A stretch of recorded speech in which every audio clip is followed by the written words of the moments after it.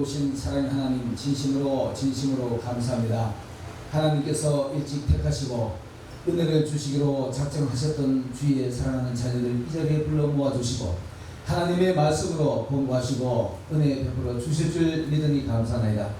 이 아들 한없이 연약하고 부족하오나 주님이여 이 아들의 모습 십자가 뒤에 감추시고 하나님의 말씀만 이 자리에서 높이 드러나게 해주시고 하나님의 영광만 높이 드러나게 하여 주시옵소서. 감사드리며 우리 주 예수님의 이름으로 기도드리옵나이다. 아멘. 오늘 제가 본문에 로마서 13장 14절 한 절의 말씀을 가지고 예수 그리스도로 옷 입자라고 정해봤습니다. 여러분들 아마 이 우리나라 어법으로는 예수 그리스도로 옷 입자라는 말이 앞뒤가 아마 안 맞을 거예요. 예수님을 우리가 옷으로 입을 수는 없잖아요. 그죠? 그러나 이 말씀의 의미를 그대로 우리가 직설적으로 해석을 한다면 예수님을 닮아가자라고 이해를 하면 되실 것입니다. 오늘 예수 믿는 우리 모두가 또 하나님의 말씀을 듣고 오늘 이 말씀을 우리가 은혜를 받는다면 우리의 모습이 점점 예수님의 모습으로 성화되어 가야 될 것입니다. 다 그렇게 되시기를 예수님으로 축원합니다. 오늘 본문에 보면은 예수 그리스도로 옷 입고 라고 표현하잖아요. 이거를 다 제목을 잡았고요. 예수 그리스도로 옷 입고 정욕을 위하여서 세상 일을 도모하지 마라. 정욕을 위해서 내 육신의 일을 도모하지 마라. 이 말은 네 먹고 살기 위해서 세상 일 하지 마라. 이 말이나 똑같습니다. 하나님의 영광을 위해서 살아라. 물론 그 앞에 이래 장황하게 이 말 설명되었습니다. 설명이 잘 되어 있지만 그 설명보다는 더 구체적으로 말한다면 하나님을 믿고 산다면 우리가 내 육신을 위해가지고 뭐 좀 잘 먹고 잘 살기 위해서 일하지 말고 하나님의 영광을 위하여서 일하라 라고 이해를 하면 될 것입니다. 자, 우리가 예수 그리스도로 옷 입자라고 표현됐지만은요, 이 옷에 대해서 성경에 보면 구체적으로 잘 표현해 놓은 데가 있습니다. 출애굽기 28장 4절 한번 찾아볼까요? 출애굽기 28장 구약 성경 출애굽기 28장 4절 한번 찾아보겠습니다.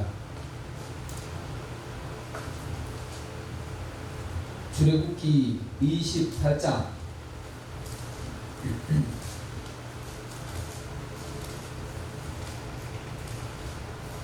출애굽기 28장 4절입니다. 우리 다같이 4절 한 절만 같이 한번 읽어보겠습니다. 그들의 지을 옷은 이러하니 곧 흉패와 에봇과 겉옷과 반포 속옷과 관과 삐라 그들이 내 형 아론과 그들을 위하여 거룩한 옷을 지어 아론으로 내게 제사장 직분을 행하여 할지며. 제사장 아론은 대제사장입니다. 그런데 아론의 아들들을 위해서도 옷을 지어 입힙니다.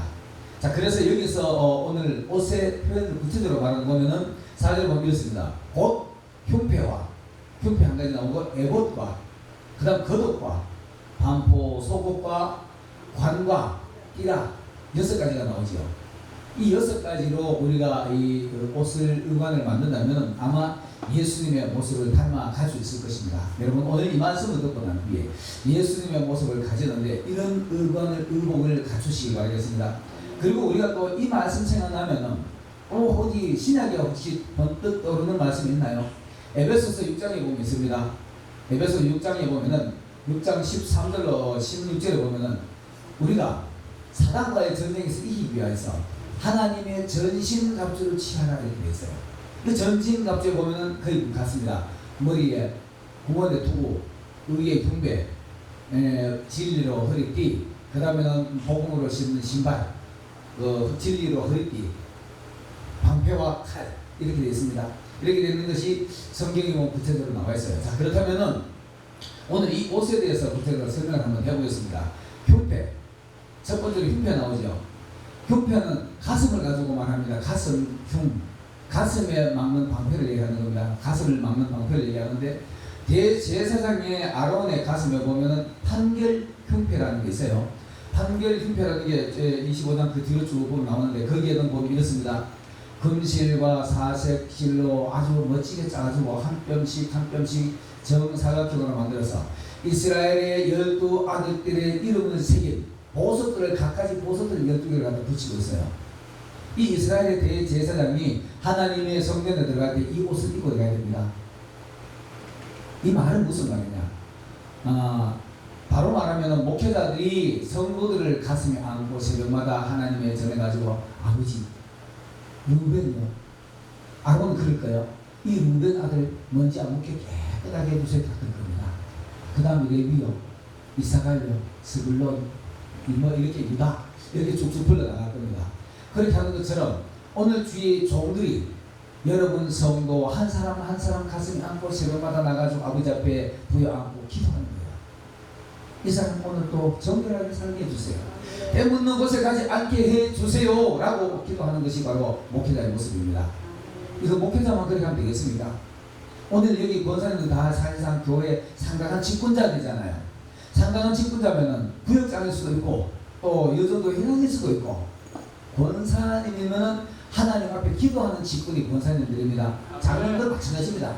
그렇다면 우리가 다 이렇게 제각각 나에게 맡겨주신 구역, 속회, 성도도 있을 거 아닙니까? 그것도 없다면 우리 가족을 가슴에 부여안고 매 새벽마다 나가서 아버지 우리 큰아들 이거요. 우리 큰아들이 오늘 어디 나가지고 혹이라도 얼굴에 가지 않게 해주세요. 흙탕물에 들어가지 않게 해주세요. 가다가 차에 혹시 사고 나지 않게 해주세요. 기도하잖아요. 이게 바로 판결의 흉배입니다. 이 가슴에 제사장들의 가슴에 온 이스라엘을 가슴에 안고 하나님 앞에 나와주고 아버지 내 이 사람 먼저 함께 지켜보고 있었어요. 근데 아버지 오늘 하나도 이 보석 땅에 떨어지지 않고 아버지 앞에 다 달고 나왔습니다. 여러분 기도하는 것 가슴에 알라리 보석처럼 안고 하나님 앞에 와서 매 새벽마다 기도하시기 바라겠습니다. 아멘. 그리고 이 판결의 흉패 속에는 우림과 두밈이라는 거 판결이라고 했습니다. 판결. 제사장은 하나님의 말씀으로 법으로 판결하게 되어 있습니다. 솔로몬이가 나중에 그렇게 판결하고 이렇게 하는데 제사장은 하나님의 말씀으로 둘이서 다투었는데 내가 좀 손해본 것 같아. 여러분 세상 법이 있잖아요. 이제 성경에 나왔습니다. 이거 뭐 다 아실 거예요. 법이 세상에 나오는 것처럼 이 법도 가져가지고 이스라엘 백성들이 서로 다툼이 일어나면은 대제사장 앞에 가지고 서로 묻습니다. 이렇게 하고 이렇게 하는데 누구의 잘못입니까? 그럼 제사장이 봤을 때 누구의 잘못인지 잘 모르겠어. 그러면은 손을 주머니에 넣어가지고 휘저 똘그락 딸그락 우림과 둠밈을 우림과 둠밈이라는 돌을 속에 두 개 넣어놔요. 하나는 하얀 돌이고 하나는 흑돌입니다. 흑돌을 갖다 넣어놓고는 이렇게 저렇게 만지다가 내가 마음에 드는 하나님이 가면 이거를 꺼내주세요. 딱 꺼냅니다. 꺼내는 흰 돌은 빛을 상징합니다. 그리고 둠밈 가만 돌인데 이거는 완전하다, 확실하다 이런 의미가 있어요. 하나님의 법은 밝은 빛이 하나님의 빛으로 나오기 때문에 이거 판결 확실하다. 이쪽은 까만 거, 이쪽은 흑색. 흑색이 나오면 너가 이기고 까만 건 점점 흰 거 나오면 너가 이기고. 아까 가지고 누가 그 잘못했는지 꺼내면 하나님이 판결해 준 거예요. 지도자가 잘 모를 때는. 그게 판결 흉패라 이렇게 말합니다. 이런 판결 흉패가 오늘 있잖아요. 하나님의 말씀으로 모든 것이 판결이 돼야 됩니다. 여러분 밖에 나가지고 혹이라도 뭐 잘못돼가지고 내가 말씀을 떠올릴 때 이거 잘못됐구나 알 수 있잖아요. 권사님들 맞죠? 내가 이거 했는데 이거 하는 내가 권사로서 교회 성도로서 이거 하면 안 되겠구나 이런 생각이 들죠. 그러다가도 어떨 때는 보면 이거 맞는지 아닌지 잘 모를 때가 있어. 그 목회자 앞에 가서 목사님 이거 맞겠습니까? 틀렸습니까? 묻잖아요. 물으면은 목사님은 하나님의 말씀 이까지해서 아버지요 맞는 말씀을 가르쳐 주세요. 꺼내면은 하나님의 말씀으로 맞는 말씀이 나오는 겁니다. 목회자가 말하는 그대로 순종하시기 바라겠습니다. 이것이 바로 판결 흉패의 의미입니다. 잠언서 20장 23절에 보면 이런 말씀이 있어요. 한결같지 않는 저울 주는 여호와께서 미워하는 것이요 속이는 저울은 좋지 못한 것이다. 한결같다라는 표현은 무슨 말이냐? 이 말이 나오나요? 한결같다라는 말은 있잖아요, 그죠? 저울은 수평을 이루어야만이 평등이잖아요, 그죠? 저울은 여러분 법원에 가면은 법원에 딱 들어가지고 법원에 들어가면 법원 저 앞에 가면은 저울추가 있어요. 저울이 이렇게 수평 저울 이렇게 이런 양쪽에 가운데 이래가지고 양쪽에 이렇게 얹었는데 이게 죽은 것도 아니고 이쪽도 수평으로 딱 되어 있습니다. 법원에 가면은 그게 솔로몬의 재판에서 나온 겁니다. 아까도 얘기했지만 세상의 모든 법은 모세 오경에서 나왔습니다. 거기서부터 시작했어요. 거기서부터 나왔기 때문에 모든 법관들이 모세 오경은 공부 안 하고는 법을 공부할 수가 없어요. 그래서 그 사람들이 법원 판사들이 뜬지 안 맞든지 법을 공부한다는 사람은 모세 오경을 꼭 공부해야 돼요. 그래가지고 이 말씀에서 입각해서 모두 판결되어야 되기 때문에 목회자가 와가지고 하나님 앞에 서가지고 누구 잘 잘못했을 때 딱 밟으면 딱 정의를 하면 수평이 되잖아요. 그렇죠? 그래서 법은 만인 앞에 평등하다 이렇게 말하는 겁니다. 그게 수평을 이루는 겁니다. 이게 한결같은 저울추야. 저울추가 딱 다르는데 저울추가 한쪽으로 찍으면 이럴 거 아닙니까? 그 수평을 맞춰야만이 평등이 이루어지는 거예요. 그래야 무게의 값이 나오는 거예요. 그죠? 여러분, 하나님의 말씀 속에서 이렇게 한결같은 법의 재판장이 우린과 두 명을 꺼냈을 때 틀렸습니다 하면 안 되지요. 목회자가 하나님의 말씀으로 고백하는데 목사님 날 미워서 그랬습니까? 그렇게 하면 안 됩니다. 목회자가요, 물론 이제 뭐 다 내가 자신있게 말할 수는 없지만 최소한도 단상에 서면 하나님의 손에 붙들려 있다고 봐야 됩니다. 하나님의 말씀을 전하는 사람이 개인의 사상을 감정 가지고 설교하면 안 되고요. 또 설령 그런 내를 치는 설교를 하더라도 말씀에 내 마음이 찔리면은 말씀이 겁이잖아요. 찔림을 받으면은 수술 당하시기 바라겠습니다. 고쳐야죠. 내면에 잘못된 것이 고쳐야죠. 저 목사님 또 말로 나를 까고 있네 이러면 안 됩니다. 그러면 안 되고요. 그대로 받아들여가지고 고쳐야 됩니다. 이것이 판결 흉패, 하나님이 주시는 흉패 속에 있는 의미입니다. 두 번째로는 에봇이라는 나옵니다. 이 에봇은 옷을 다 입고 난 뒤에 겉에 보자기처럼 가운데 구멍 하나 뚫어가지고 덮어 쓰고는 끊으면 거예요. 요즘으로 보는 것도 어떻게 앞치마 앞뒤로 달린 것은 이런 거들어요. 그래가지고 끊으면 건데 이게 가운이라고 보면 됩니다. 오늘 우리는 적용할 때는 우리는 가운이라고 보면 돼요. 목회자가 강단에 설 때 요즘은 이제 조금 탈피해가지고 가운을 사람 있잖아요. 주일날 그래도 요즘 가운 입고 강단에 서는 분이 많아요. 근데 이 가운을 입어야 됩니다. 목회자가 가운을 입으면 목사라는 거 압니다. 학생이 학생복을 입으면 학생이라고 알잖아요. 경찰이 경찰 제복을 입으면 경찰이라고 알아요.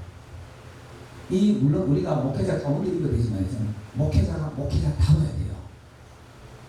권사님이 권사님 타워야 돼요. 장로님이 장로님 타워야 됩니다. 장로님이 교회 와서는 장로님 처가 거룩한 척을 하면서 밖에 나가서 한잔 기울이면 되겠습니까? 안 되죠. 밖에 가서 아무도 모르겠지 하고 담배 꺼내 피우면 안 되잖아요. 이게 안 됩니다. 그러면 그 장로의 옷을 벗어 집어 던진 거죠. 장로는 끝까지 장로야지. 세상에 나가서도 장로, 교회 안에서도 장로, 권사님은 세상에 나가서도 권사, 밖에서도 안에서도 권사님은 권사님이 돼야 돼요. 성도님은 교회에 와서만 성도가 되는 것이 아니라 밖에 나가서도 성도가 돼야 되는 거예요. 이게 바로 가운의 의미입니다. 내 모습을 정확하게 잘 표시를 해야 돼요. 내 모습을 정확하게 표시를 해야 되는데 이거 못하면 세상에 놔주고 고마 사람들이 우습게 돼요. 요한복음 21장 실제로 보면 이런 말씀이 있습니다. 예수께서 사랑하신 그 제자가 요한복음 21장 우리 잘 알죠? 베드로가 예수님을 잃어보고 난 뒤에 너무 실망해가지고 이제 예수님이 나하고 있을 것 같지 않으니까 고기 잡으러 갔어요. 그 상황을 보면 이렇습니다. 옛날에는 예수님이 같이 있을 때는 야 베드로 너는 수제자 최고줄 줄 알았잖아요. 그랬는데 예수님이 막상 죽으시고 부활하시더만 이제는 같이 있어주지 않습니다. 같이 있어주지 않고 갑자기 나타났다가 사라지고 이러니까 베드로가 너무 힘들어. 예수님의 뜻을 도대체 이해를 못하겠어.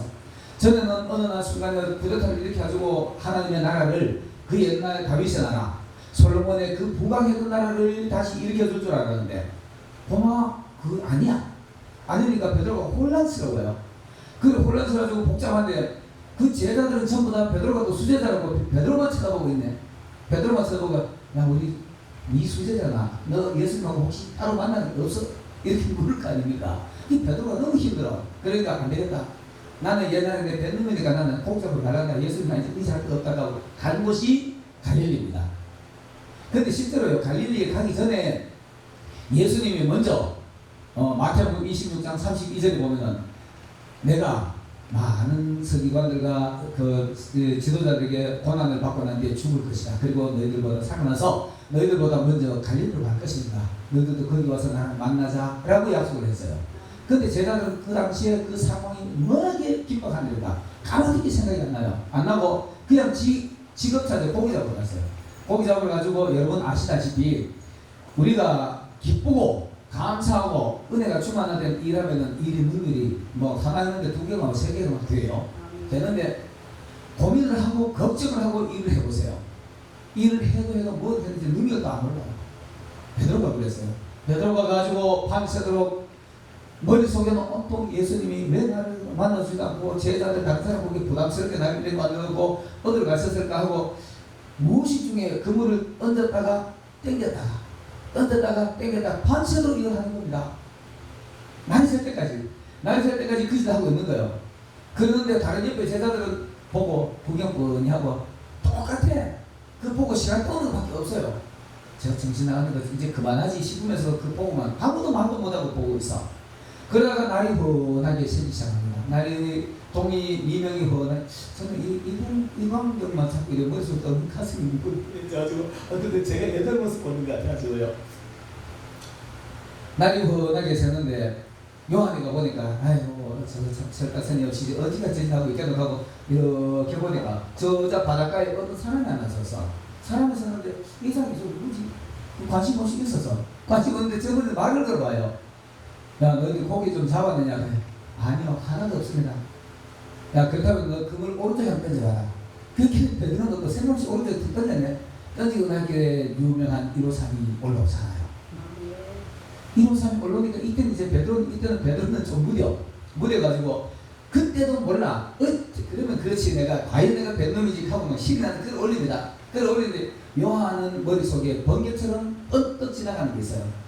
아 예수님이 우리를 처음 만날 때도 깊은 데 가서 그물 던져보라 그랬지. 이게 생각난 거예요. 그러니까 다시 쳐다본 겁니다. 다시 뻔히 쳐다보니까 저기 주님이야.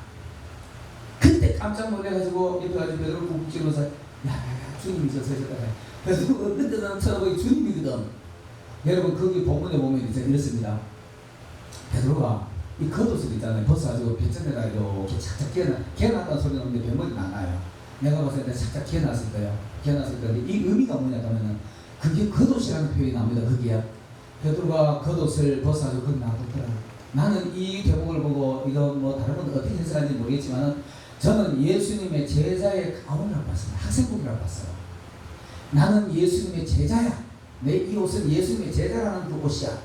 그렇기 때문에 그 버리기는 아까워. 벗기는 벗어나왔지만은 버리기는 아까워가지고 뺏어들 집어놨어. 근데 예수님 오셨으니까 내가 예수님 제자 옷을 입고 나가야 되잖아요. 여러분 예수님이 이 땅에 재림하실 때 여러분의 신부의 의관을 갖추지 않으면 예수님 못 만납니다. 신부의 옷을 입고 있기를 바라겠습니다. 그때 벗고 있으면 예수님 못 만나요. 예수님 와가지고 다행히 베드로에 불러주니까 그때는 원래 입었지만 다시 오시는 예수님을 만날 때 여러분 신부의 옷을 입고 있기를 바라겠습니다. 베드로가 놀래가지고 옷을 입고 첨벙첨벙 뛰어나갔어. 뛰어나갔지만은 주님 앞에 가서는 도대체 부끄러워가지고 머리도 못 들겠어. 머리도 못 들고 아마 예수님 여기 있다가 돌아앉아서 이렇게 쭈그러지고 이렇게 눈치 봤을 거야 아마. 너무 부끄러웠어. 그러니까 예수님 하시는 말씀이 어디서 고기를 잡으셨는지 밥은 어디서 지으셨는지 쌀은 어디서 났는지 조밥을 지어놓고 야 너 잡아놓은 생선들 좀 가져오라 같이 구워 먹자. 잡아놓은 거 예수님이 이미 생선을 거기다 구워놨습니다. 성경에 보면요 조밥을 지어놨어요. 여러분 이런 예수님입니다. 그 예수님을 배반하고 그렇게 아직 한 번도 도망가는 베드로를 찾아와서 밥까지 씌워놓고 너희들 밥새 얼마나 고생했냐 해가지고 밥 먹으라 이렇게 합니다. 이런 위로의 말씀 들으시기 바라겠습니다. 이런 위로의 말씀 들으면 가슴이 울컥해가지고요 말도 안 하고 여러분 바수가 떨어져 밥을 일어나지만 씻기시고 목이 안 넘어가잖아요.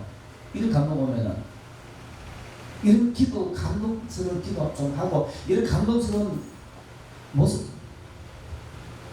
경험하시기 바라겠습니다. 그리고 겉옷 벗지 마세요. 이 겉옷은 뭐냐 하면 직분이 오십니다. 장모님은 장모님의 직분을 입고 있어야 돼요. 집사는 집사의 직분을 가지고 있어야 돼. 집사하기 싫다고 나는 집사 안 합니다 하면 안 되잖아요. 그러면 안 됩니다. 장로 하기 싫습니다 하고 난 장로 사임합니다 하면 안 됩니다. 이 영구직입니다. 항존직이라 이렇게 말합니다. 근데 그거 벌써 집어 던지고 안 되잖아요. 교회 직분은 정말 하나님이 오늘 여기 아까 우리 주일국 읽었죠. 그들을 아름답고 영화롭게 하라. 직분이 여러분이 직분 역할을 했을 때 아름답고 영화로운 겁니다. 그 벌써 집어 던져버리면 여러분 모습 우스워져요. 이런 가운데 집사의 직분, 목사의 직분, 장로의 직분 벌써 집어 던지지 마시고 밖에 나가도 목사, 안에 들어와도 목사, 밖에 나가도 장로, 안에 들어와도 장로, 밖에 나가도 권사, 안에 들어와도 권사 꼭 입고 있으신 바라겠습니다. 베드로 공부 밖에 나가 예수님은 멀어지기 공부 벗어버리라니까 밖에 나와서 꼭 권사의 역할을 가지시기 바라겠습니다. 권사 어느 교회에 여러분 우리 이렇게 하면 정말 어렵습니다. 어려운데도 해보세요 하면은 기뻐요. 가지고 권사가 돼가지고 콩나물 깍잡고 싸움하지 마세요. 꼭 깍잡고 차라리 바보고 저거는 조금 사이비 지어서 사람이 상태가 안 좋다 지금 사지 마세요. 긍정하지 마시고 그리고 살 것 같으면 저는 실질적으로 그래요. 어디 가지고 이렇게 쏘겠다 싶어도 난 그냥 족구로 사요. 그 가지고 나중에 저는 우리 동네에서 있잖아요. 우리 동네에서 우리 지금 내가 하는 교회 지역에서는 조금 평이 그래도 나쁘진 않아요. 조금 좋은 평이 있습니다. 왜냐하면 사람들한테도 이 솔직히요. 가서라도 누구하고라도 조금이라도 충돌하려고 애 안 써요. 왜 그러면은 개척교회 하다 보면은 주변 채우는데 참 힘들잖아요. 그죠? 우리 교회 앞에 이거 내가 돼도 되는데 저 된다고 양보해달라 그래요. 내가 그때 그 소리 한번 듣고 나니 그 저조차 안 섭니다. 그 식당이 일심이. 그 자꾸 세우면 충돌을 하잖아요. 충돌하면 그 사람들이 욕합니다. 욕해요 속으로. 몇 년에 돌아서 욕하는데 욕하면 되겠습니까? 그래서 그런 건 안 하는 게 좋아요. 이렇게 자기의 옷을, 자기의 직분의 옷을 꼭 입고 있어야 됩니다. 그 다음에는 나오는 것이 형패와 애복과 겉옷이라는 표현이 나옵니다. 겉옷이라는, 겉옷 얘기하고, 반포 속옷. 반포 속옷. 반포 속옷은 뭐냐 하면, 그죠? 우리 속 내면의 인성이라고 보면 될 거예요. 속 내면의 사람이 인성이라고 보면 되는데, 옛날에 세상 살 때는 세상 사람들처럼 뭐, 걷지 말고 한마디씩 하고 이렇게 하잖아요. 그죠? 걷지 말고 하고 남들이 욕하고 같이 맞다하고 이러잖아요. 근데 우리가 하나님의 사람으로서 내면의 사람이 자꾸 바뀌어져 가면은요, 이런 것도 양보해야 돼요. 양보하고 져줘야 됩니다. 우리가 잘하는 대로 요한복음 3장에 보면은 이렇게 말합니다. 너희가 물과 성령으로 거듭나지 아니하면 하나님의 나라에 들어갈 수 없는데, 하나님의 나라에 볼 수 없고 들어갈 수 없다 이렇게 말합니다. 거듭나지 않는 사람이 어떻게 이 눈 벗겨지지 않는 눈으로, 사도 바울이 눈이 아주 안 벗겨졌을 때는, 비늘이 벗겨지지 않을 때는 하늘을 못 봐요.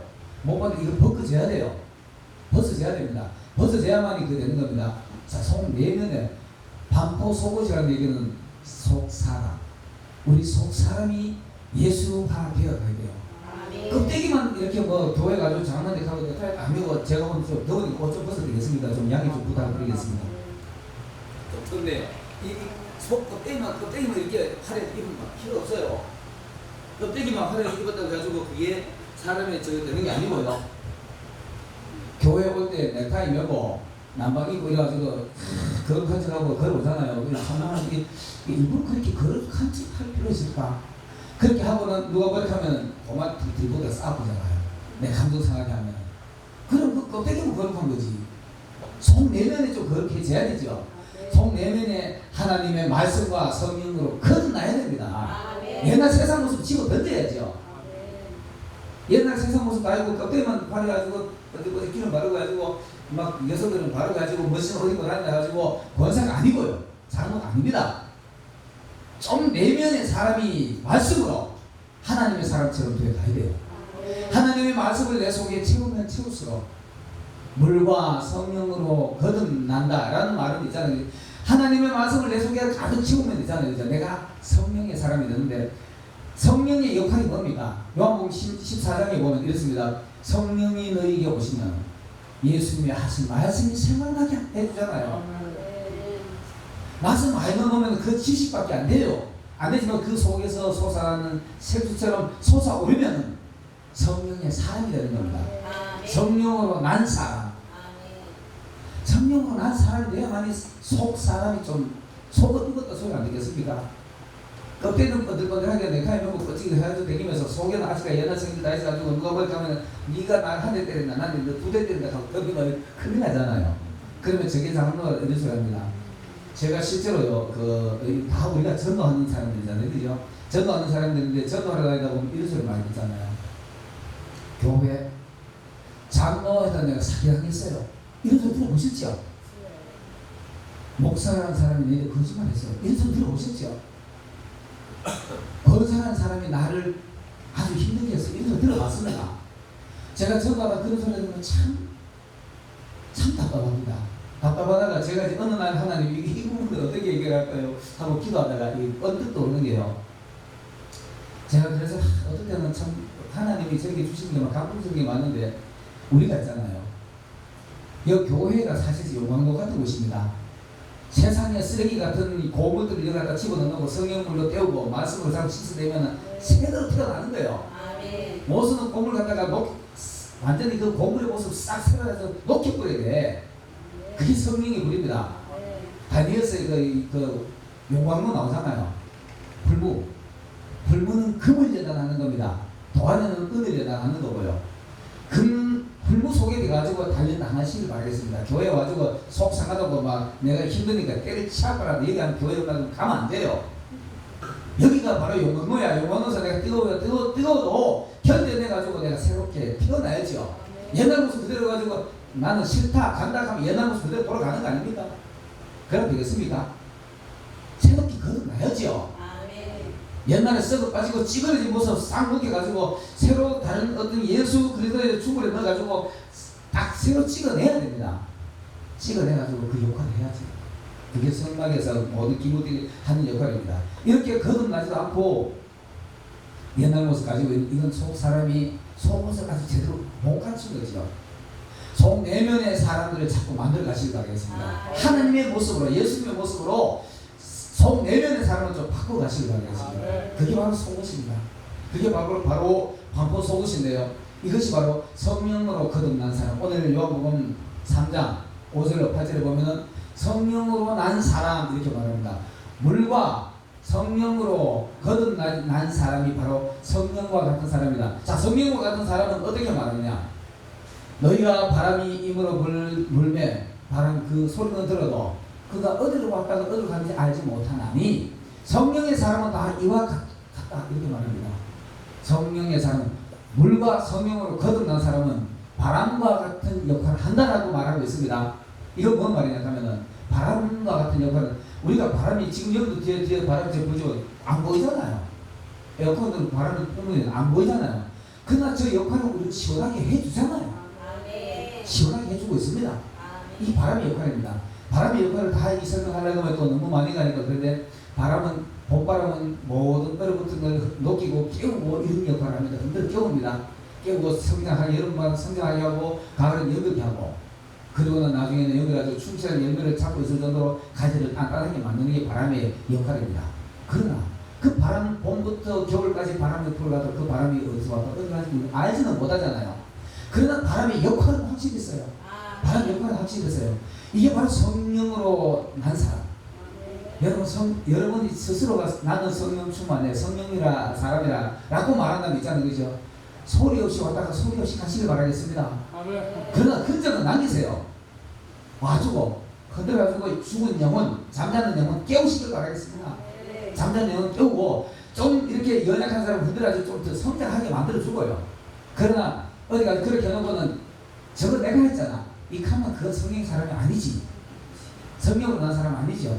소리 없이 왔다가 흔적만 남기고 사라져버리게 되는 게 이게 바로 성령의 역할입니다. 바람의 역할입니다. 이게 바로 성령으로 난 사람이라고 말하고 있습니다. 여러분 이런 성령의 사람이 되려면 내 내면의 사람이 변해야지요. 하나님의 모습으로 영화롭고 아름다운 모습으로 변해야 됩니다. 그래야만이 그리스도로 옷 입었다라고 말을 들을 수 있을 겁니다. 이렇게 속옷도 바꿔 입어야 되고요. 그 다음에는 관이라는 표현을 합니다.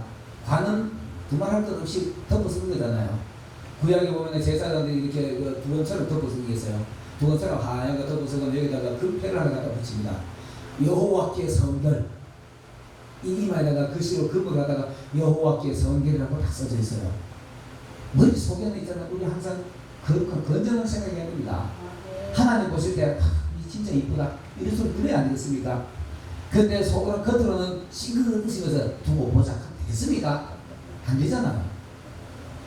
겉으로는 싱긋고 속이 칼프면 안 됩니다. 겉으로 속 상하면은 속 상한 표현 조금 하고 말아요. 그래야 되지. 겉하고 속하고 다르면 이거는 안 되지요. 그럼 하나님 보실 때 성결이 아니라 어그리시 안 됩니다.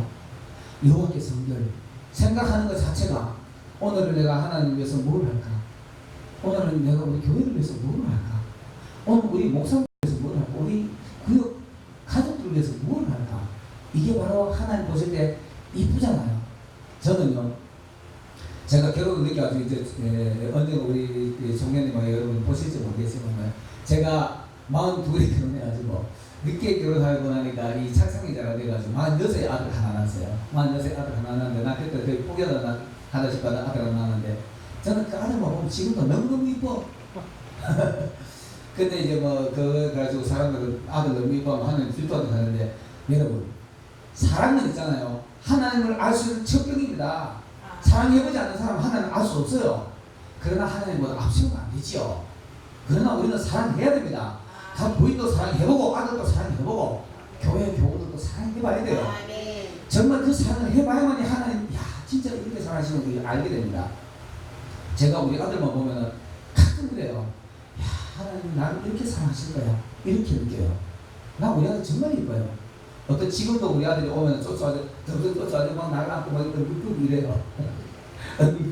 막 아침에 만나도 그러고 저녁에 만나도 그래요. 그렇게 합니다. 난 그게 또 너무 좋아. 아들이니까. 중학교 3학년인데 키 남았네요. 남았는데도 그래요. 그럼 그게 이뻐요. 하나님 앞에 여러분들이 그렇게 하시길 바라겠습니다. 하나님 앞에 있잖아요. 하나님 폰만 파고가지고 난 아버지 좋아요. 아버지 좋아요. 그거 좀 비비시길 바라겠습니다. 기도. 강단에 와서 여러분 기도 좀 하다 보면 어떨 때 보면은 기도 응답이 좀 안 되면은 막 앞에 막 벽 같은 절벽 같은 느낌 들잖아요. 내가 불러도 부르짖어도 대답도 없고 하나님이 내가 관계 없는 것처럼 막 그 멀리 가야 된다고 이럴 때가 있어요. 그래도 그냥 변치 말고 아버지 왜 너희들 대답 안 해주시나 대답해주시고 아버지 발을 막 못대고 머리카락 발도 좀 문지르시고 막 하세요. 그러면 어느 때인가 니 뭐 주고 이렇게 말합니다. 니 뭐가 필요하노? 이게 누굽니까? 솔로몬입니다. 솔로몬이가 어린 나이에 하나님 앞에 가고 나니까 자기 아버지는 너무너무 지혜롭고 너무너무 인자하고 너무너무 온유하고 온갖 가진 거 다 가지는데 지리하는 거 보니까 너무 멋있었어. 근데 약간 20살 나이에 왕이 또 돼서 되고 나니까 하나님 앞에서 보이기에는 자기 아버지하고 비교하면 너무너무 자기는 작아. 나이도 어리고. 그러니까 어떻게 할 방법이 없잖아요. 아버지 앞에 가잖아요. 아버지 앞에 가서 아버지 우리 하나님 우리 아버지는 보니까 이렇게 아주 참 멋지게 지었는데 나는 안 됩니다. 내가 도저히 그 할 방법이 없습니다.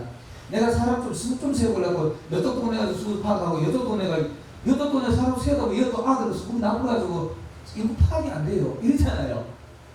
내가 이 지가 안 돼가지고 이거 수급 파악도 안 되고 하나님의 다윗이 얼마나 우리 아버지가 얼마나 지기 잘했는데 막 너무너무 위대한 백성이라 빼신 백성이라 이렇게 말해요.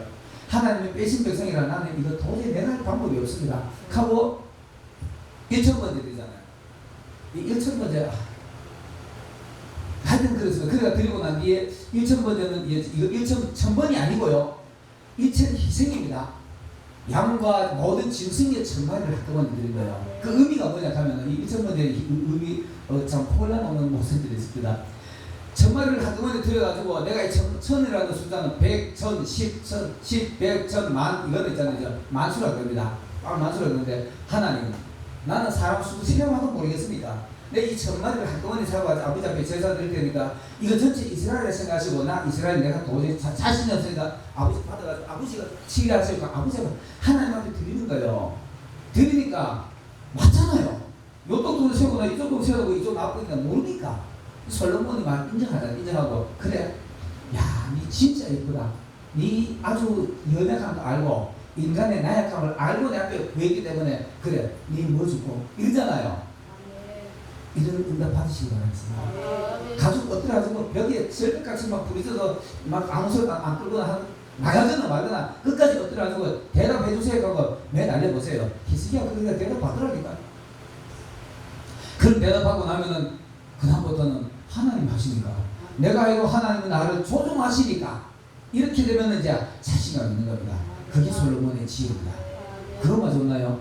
니 너무너무 이쁘다. 내가 우리 아들들한테 어떤 애자들 용돈을 너 용돈이나 내가 준다니까요.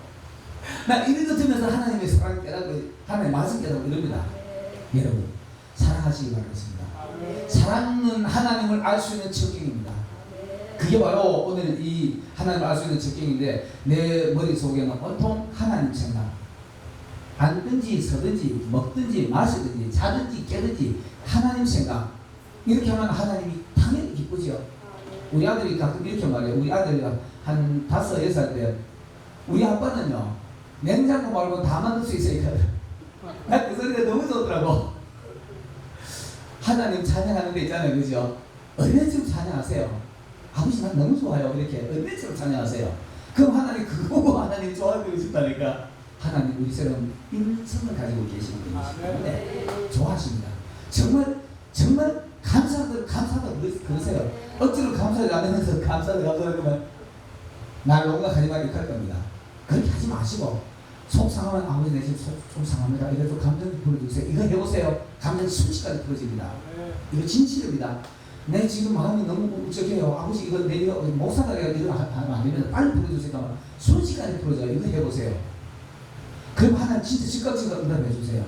부부간에 싸움하고 나니 아버지 내 카라가 제 신사람 자꾸 미워하게 안 되겠네. 빨리 그만하게 내 마음 좀 풀어주세요. 풀어집니다. 이런 거 경험하면 있잖아요. 하나님에 대한 아주 신뢰감이 가득합니다. 그게 머릿속에는 온통 하나님 생각으로 덮어서 여호와께서 의견 하나님 앞에 똑바로 살자 이겁니다. 하나님 앞에 똑바로 사시기를 예수님으로 축원합니다. 그 다음 띠가 나옵니다.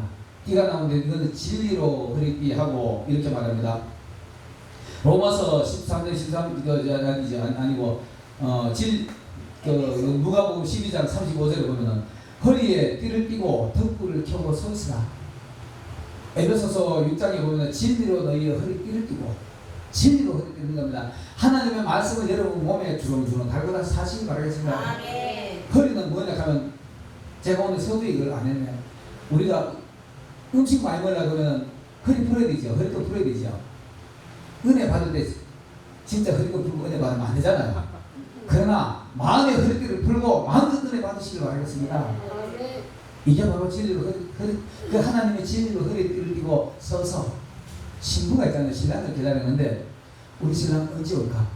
이 하나님 신부가 허리띠 메고 신랑 언제 올까? 하고 내다보는 게 너무 바쁘다. 그게 열처녀의 비유에서 나오잖아요.